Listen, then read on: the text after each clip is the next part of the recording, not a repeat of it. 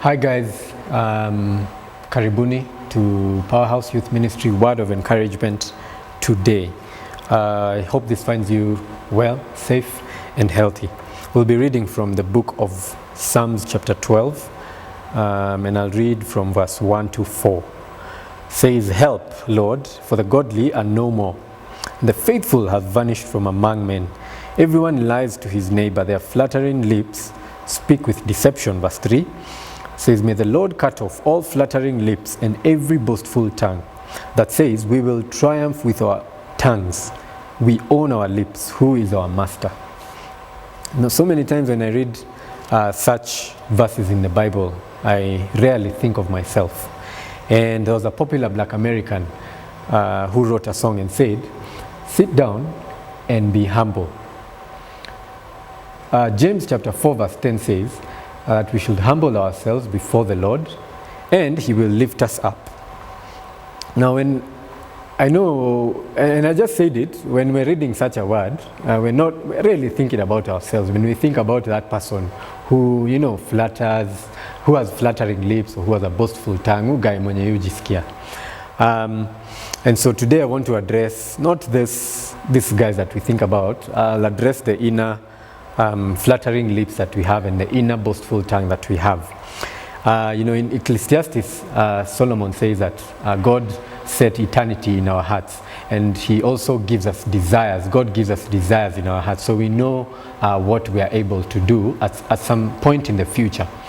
And we'll go to God and say, "Najua ulinionesha juzi that I'm going to get married, and so today I'm praying that was going to happen," or that ulinionesha next year nitaweza kumaliza shule and then I'll graduate, or next year I'll be able to get this and that. A good example is I know that at some point in my life I will own a car. I don't own one right now, but I know that I will own a car at some point.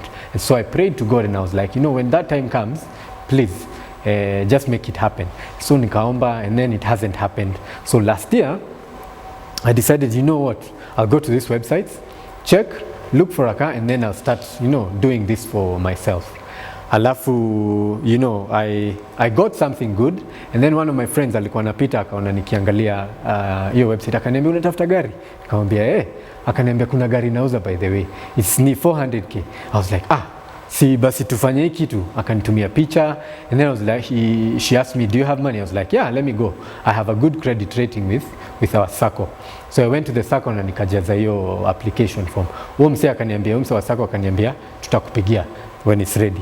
I can tell you even today bado nangoja hiyo pesa haijatoka. Na kwanza hiyo sacco hata imeanguka. Nakwambia. So when God tells you to sit down and be humble, just sit down and be humble. And we won't say this with our words. We won't show our pride with our words, or our it's actually our pride. We won't show it with our words, but actions speak louder than our words. And so what I was saying when I was doing that is I was telling God, I can triumph with my tongue. With my own lips, I can do it. And that's when I remembered that song by this guy. He's called Kendrick Lamar. He was like, "Sit down and be humble." And also James akanikumbusha juzi tu nikisoma the book of James. Akasema, "Humble yourself before the Lord and He will lift you up. And in due time, He will lift you up." And so today I pray with you that God will cut off all flattering lips. It may be inwards, boastful tongue, proud hearts, and proud minds that teaches us to say that who is our master. So may God cut off all these lips and these tongues and proud hearts and minds in the name of Jesus. And may God teach us to humble ourselves before Him so that He may lift us up. Be blessed, and remember, sit down and be humble. Baraka.